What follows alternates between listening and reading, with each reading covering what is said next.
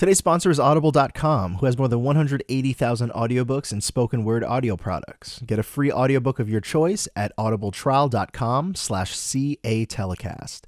This month we're recommending The Disaster Artist, My Life Inside the Room, the greatest bad movie ever made, by Greg Sestero and Tom Bissell.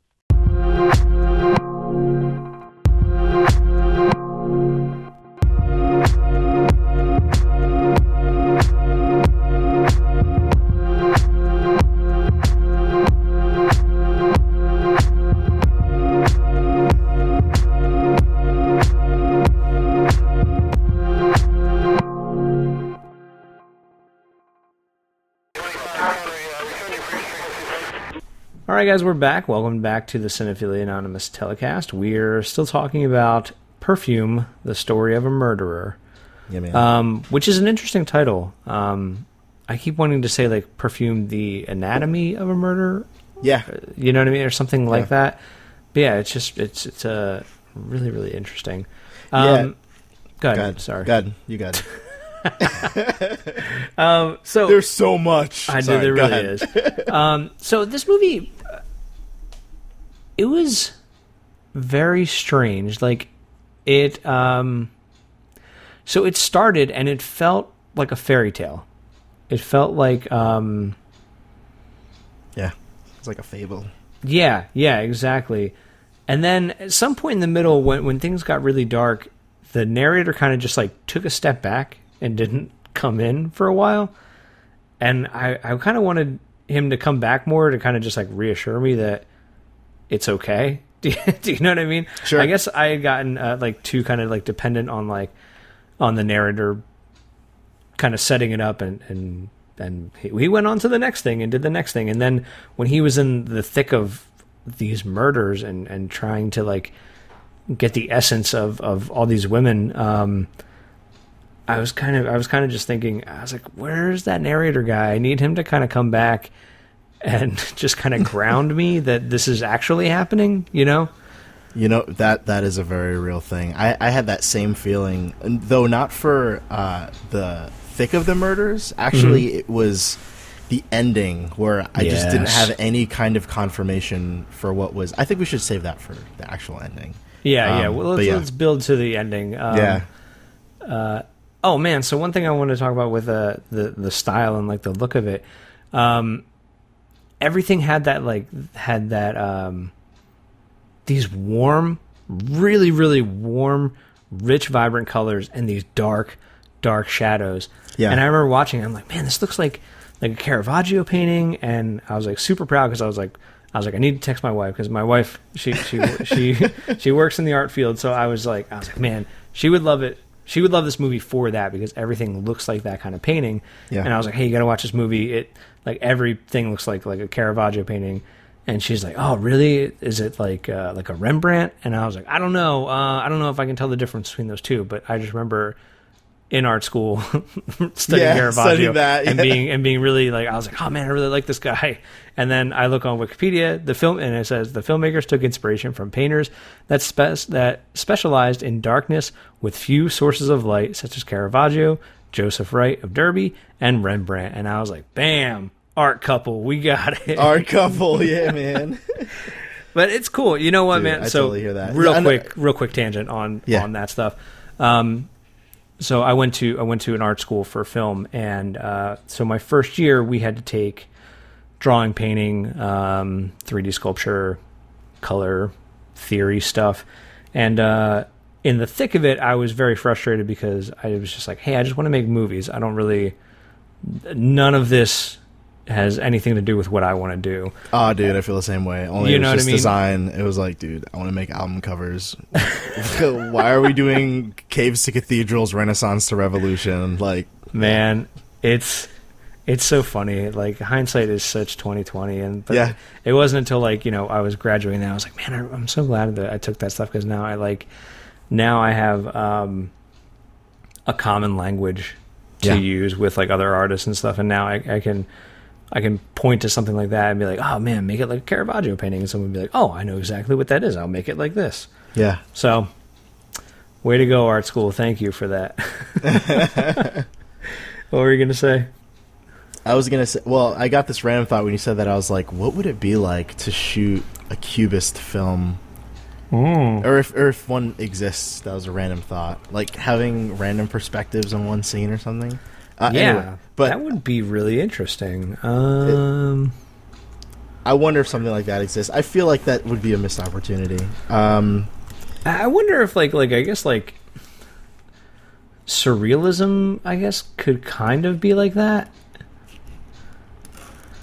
Yeah, well, man, nah. Cubism's pretty specific. Yeah, like, we've seen it in. I mean, Fez is essentially like a cubist game, right? It would be cool to see like how something like that might look, or if like a particular emotion would like trigger this like hallucination where you can see the different dimensions of someone like reacting to something, or feeling a kind of way that can't be, because like now we're really going off the deep end, but like you know how like there's so many like circumstances where like someone might say something really heavy to someone else and you feel like a culmination of feelings, and on the outside you're kind of silent, but on the inside, like, one part of you wants to like calmly reason, one part of you wants to like scream, one part of you wants to like kind of turn around or whatever. Like, if there could sort of be a way that you could just convey all those things at once visually, and strike a chord, I almost wonder, that would be an interesting, like, that would be interesting, man. That'd be awesome. An interesting project. I guess, like, visually, there's a sequence in the new Pixar movie Inside Out where they kind of get all cubist, but it's really just it's like a fleeting thing. It's not any kind of like emotional thing. It's just kind of like the style changes, basically. Yeah, that'd be really interesting, man. That's a Yeah, dude. Now you got my gears turning. Dude, yeah. We could explore that, man. Yeah, that'd be interesting. I mean, the one visual thing that I really enjoyed about Perfume was how wide the aperture was in some shots. Like, it was so, I mean, if it even was. Like, for me, it felt like there were just so many parts where I was just seeing, like, a nose and a belly button and nothing else, Yeah, or, so like... And I was reading a little bit about how they did some of that stuff. So they used this, it's called like a snorkel cam, and it's basically just like a lens that you can like manipulate and just get like super close to get these really almost like it's almost like macro photography. And it just it allows you to get really close to get these like crazy details. And yeah, that was like such a, almost like a sense vision. Or scent vision, I guess. Yeah. It felt that way, like, because scent, especially like if you're catching the scent of anything, you're putting something up really close to your face to like get like the full experience of whatever it smells like. And it's cool that they took the time to, like, especially now you sort of unpack a freaking snorkel cam, like they took the time to, I guess, like, illustrate that experience by just having super tight shots that I was like, whoa, this is right here in my face. Like, yeah, and you know what, too? It makes sense that would be the visual representation of that. Because if you think about when you smell something, you're taking in particles of that thing. Yeah. Do you know what I mean? You're taking in that essence. So right. The only way to like visually do that would just to be to get as close as you possibly can to experience something. Yeah. I felt like another great visual representation of what the power of scent can be like is when Dustin Hoffman is he's like a failing perfumist, basically. He had his run and he kind of like fell out of favor and fell out of fashion. Baldini? Baldini, yeah, exactly. Yeah. So once he meets Jean-Baptiste, right?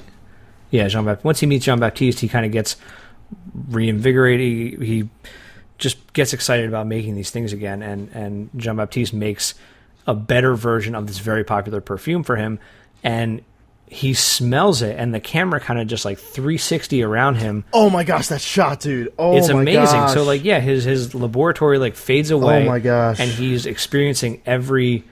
They set up what the scent is made out of and what it encompasses and what flavors it has, and he starts to experience all of these, And then this woman comes by, and I was like, oh my God, that's his wife. This scent is transporting him back in time to this other memory that he has. And she whispers, I love you. Yeah. And I was like, oh my gosh, this is so... That's what the ethereal, power of dude. and that's what the power of smell. Smell is so much like that. You can smell something and be like, wow, this takes me back. Yeah. There's nothing there's no bookmark your favorite song and your mother's cooking. You know what I mean? You smell your mother's cooking. It's so distinct. Yeah. And it just brings you back to every moment, every good moment you had when you were younger. And there's something really powerful about that. It was cool how they explored that. It was incredibly personal. Yeah. And that was a great visual way to to portray that feeling. It's just so good. So... Which totally ties into that pinnacle of Safety Not Guaranteed, where they talk about those pivotal moments essentially operating as bookmarks to the most valuable moments in your life. And I thought that was really cool to see that there, and then also later on to see, I guess John Baptiste's culmination of his magnum opus, which we'll save for later. Yeah, I mean, we can get to that. One other thing I really liked about the movie is it broke down, I guess, the science of a perfume. That there are, I think he described it as 12 notes that make up chords. Yeah, which I was like, wow, that's fascinating. I never thought of something being like that, or that those are the pieces and the ingredients of something like that. So Jean-Baptiste takes that idea and kind of goes buck wild with it. He kind of just takes it and runs with it. He tries unsuccessfully a few times to distill the essence of a person. Yeah. Oh man, when he has that girl and that which is the crux of this. This is the journey that he's on to. Yeah, to it do was this. kind of nuts. And that was a real point where I wanted the narrator to just kind of come in and be like, yeah, he's doing that, but that's okay. It's fine. The narrator just pieces out, and you're just and you're on this journey with him. You're like, oh, he's the main character. I'm gonna go for him, and then he starts doing these things, and I'm like, I understand why he's doing them, and I'm on board. I'm with you, man. But you're making some really strange choices, and right. Then you just got really Dexter level, real quick. It did get Dexter real quick. Yeah. Especially when he starts laying out the bodies and it was. That's the first thing I thought. I was like, but that's a great sequence right there. That's amazing photography. Jeez and ages. Oh my God. Prior to that, though, you know what I will say in its defense. I actually agree with you. I wish the narrator was more present. I will say in its defense, his sort of internship underneath Baldini was a little bit like a Hermione moment, where he was sort of able to explain his mission and his motives to kind of set up the rest of the film, because he essentially begs Baldini to teach him how to capture the essence of anything, and he's under this impression that he can do that, right. And unfortunately he finds out that Baldini isn't on his level, bro. Right. He's like not on his level, and like, you know, his scent game is weak.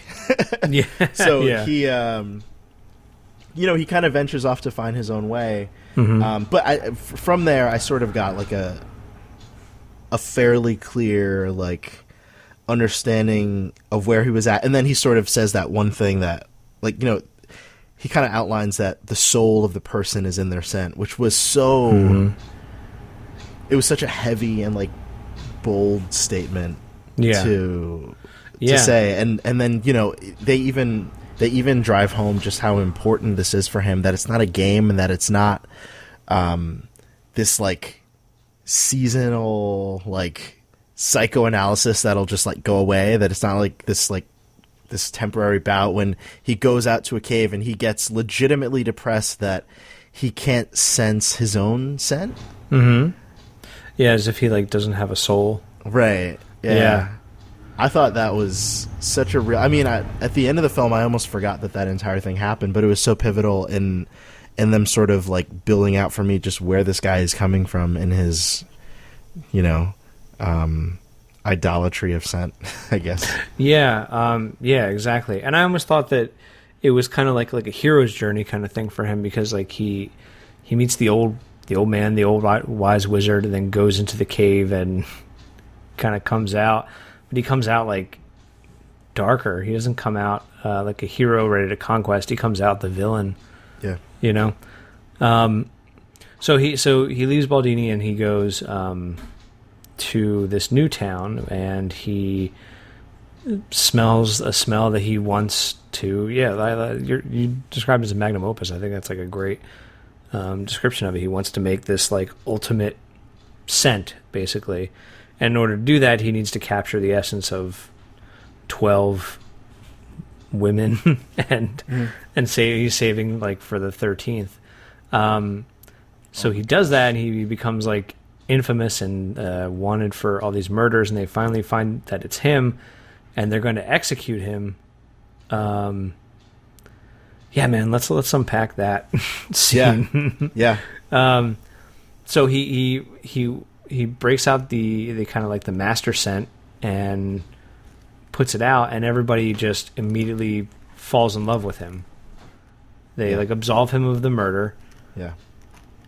And then he kind of just like overloads them with it, and they all just kind of like start making out, and it turns into this mass orgy. Yeah, it turns into this giant orgy, so from early on in the movie, they go to that town square, and I was like, wow, there's so many extras. Like, this is unbelievable. Right. Like, yeah. I was like, it's so close up. It's not like the shots they were using were not like Lord of the Rings, like wide. Do you know what I mean? I wasn't like, oh, well, that's just CG. Like, this was close enough to be like... You mean like an army of orcs? Right. It wasn't like an army of people. I was like... I was watching it, and I was like, there's got to be, like, a ton of extras there. Like, those are all real people. Like, it can't be CG. Like, this movie isn't big enough to have that much CG. Right. And I read on Wikipedia, they did 5,200 extras. Wow. That many people in that many people, right? That's crazy. So then for the orgy scene, they got 750 people, 750 extras to like be naked and like hook up with each other and like do all kinds of stuff. It's just crazy. Like watching that scene unfold, I was just like, oh man, all right, cool, man. It's like a good time love thing. And then it got like really heavy. It got real, yeah. And I was like, what is happening? Yeah. It felt like it was so high octane. At that point, though, like I was already in it. Everything was high octane. Yeah, yeah. I felt like it took this like supernatural turn, and then I was convinced it was a hallucination. I was like, I thought so too. He's going to wake up, and it's going to be the beginning of the film where he's actually getting executed, and then that's going to be it. And this whole thing was just here so that we can understand his goal and his dream. Right. And I was like, I'm totally fine with that. I'm totally fine with this is his projection of like the way the world should view him. Do you know what I mean? Right. Like the way the importance that he puts on this mission that he has, like in his mind, this is the way the world should view him. And I was like, okay, that's fine. I'm totally on board with that. And then to add to that, the beginning scene takes place at night, and I was like, oh, okay, so this has to be a hallucination because that scene takes place at night. This is exactly during the day. But the thing rewatching it, the thing in the beginning is 2 days beforehand. They're judging him, and they say like in 2 days he'll be executed. Blah blah blah blah. Oh, so I thought maybe like there was some weird.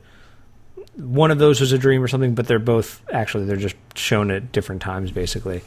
But yeah, so everybody does that, and then he kind of just wins everybody. And he wins Alan Rickman over. Alan Rickman comes and absolves him. Asks for forgiveness. Yeah. And calls him his son. Yeah. Yeah. You know, that ending put some interesting skin on his motives. Like, in his head, he thought all of his sacrifices were necessary for him to create this, like, magnum opus scent that would captivate every human heart and bring about, like, inescapable love and stuff. Mm-hmm. And it was it was interesting to see. In my head, it was kind of interesting to see the way that the roles completely switched, because in the beginning of the film he has this like insatiable infatuation with scent and he's sensitive to it to an extent that nobody else can relate to him, and no one else can even see the value in like the work that he's interested in doing, or why he's drawn to that more than he's drawn to just a regular romantic relationship with somebody, right? Mm-hmm. And in the end of the film, what he kind of ends up doing is he creates this chord, right? He creates this chord of, to his discernment, the best scents ever, and combines them into this like ultra scent that can finally like match just how dull everyone else's sense of smell is. Right. That they get that same infatuation that he does. Yep. And they get caught up, and suddenly like the playing field is completely leveled, because he gets to see them writhing in the same way that he was in the beginning of the film. Yep, exactly, man. And you know, too, as you were describing that, I was like, man, Baldini sets up that legend that about the pharaohs, and it's got to be something like with that. He says because he sets up this importance of this, and so I went on and I just found the quote real quick. It says, "The Egyptians believe that one can only create a truly original perfume by adding an extra note, one final essence that will ring out and dominate the others. Legend had it that an amphora was once found in a pharaoh's tomb. When it was opened, a perfume was released after all those thousands of years, a perfume of such subtle beauty and such power that for one single moment every person on earth believed that they were in paradise." So that's kind of like what happens at the end. Whoa, I missed that. Yeah, so Baldini's setting up the... He said that? Wait, in what moment did he say that? When he's explaining like the chords and the notes and stuff. Oh, right, and he sets up that. Oh, and then he's like... he says he was the 13th, like a prophet. That's wild. He's like, the 13th one could never be determined. And then Jean-Baptiste is like, why not? He's like, because it's a legend. And then Jean-Baptiste is like, what's a legend? That's right. I remember that. Yeah, that's right. So I guess that's what, like, ultimately what he was building toward, and he... So he's essentially the chosen one who could tell who would be fair enough to be that 13th scent. That's interesting. Yeah, that's interesting. That was good, man. Man. It was a good movie, man. That was wild. It was, yeah. I'm never going to forget that. Yeah. It reminded me of Amelie. Did you ever see that movie? No, I haven't. I saw it in film school. I don't remember much from it, but I remember... what this movie did for scent. That movie is kind of like the sound version of this, where she's very like perceptive of people, the sounds that people make, and each character has like a sound. I might be remembering the movie completely wrong, but I think that was what happens in a sequence in the movie. I forget. It's been a while. That's cool. It's been a while since I've seen Amelie. Well, cool, man. So that's a strong overall, recommend. Yeah, I would say so too, man. My wife watched part of it today. I think we're going to try and finish it tomorrow, maybe. Really interesting. Some really interesting stuff happens. I mean, visuals alone, it's super worth it. Yeah, I agree. Acting is like spot on. Everybody in it is phenomenal. Yeah, all the performances were amazing. Yeah. So let's see.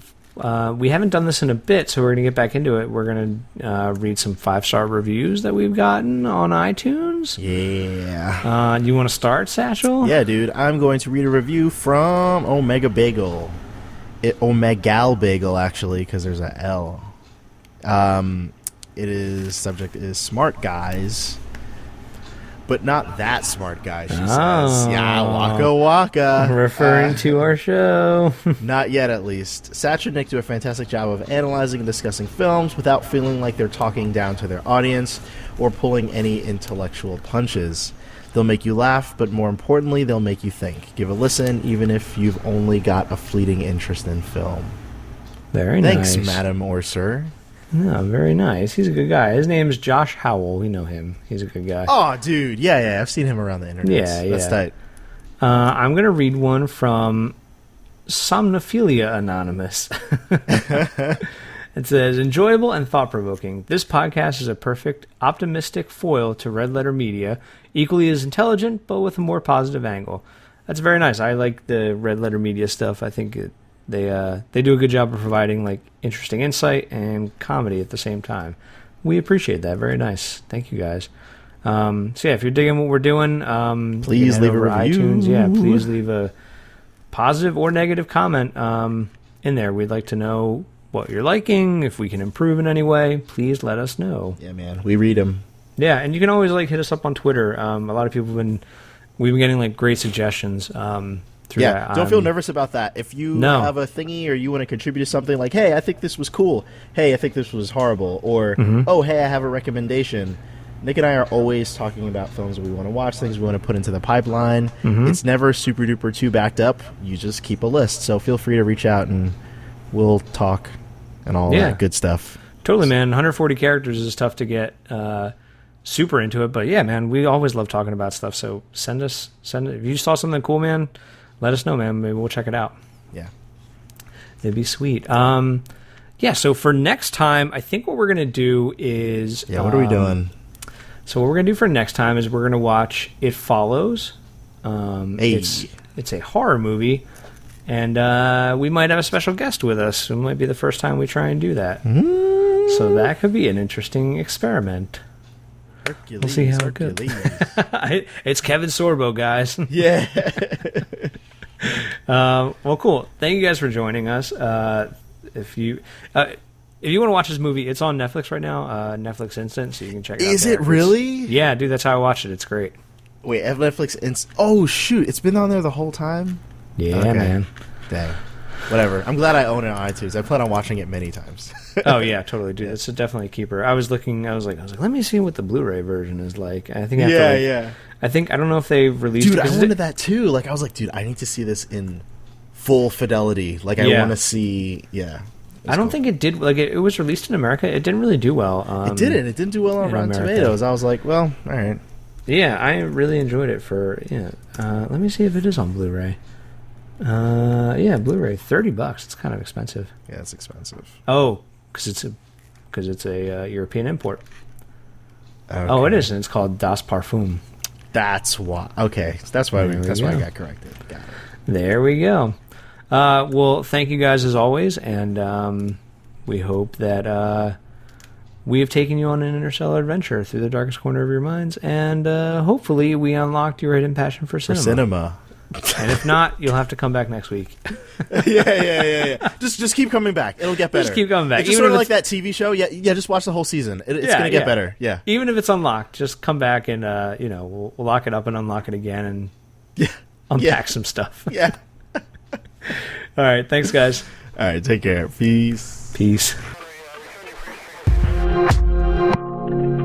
The Cinephilia Anonymous Telecast is produced by Satchell Drakes and Nick Murphy. Music by Mark Junker. You can hear more of his music at junker.ca. That's junker.ca.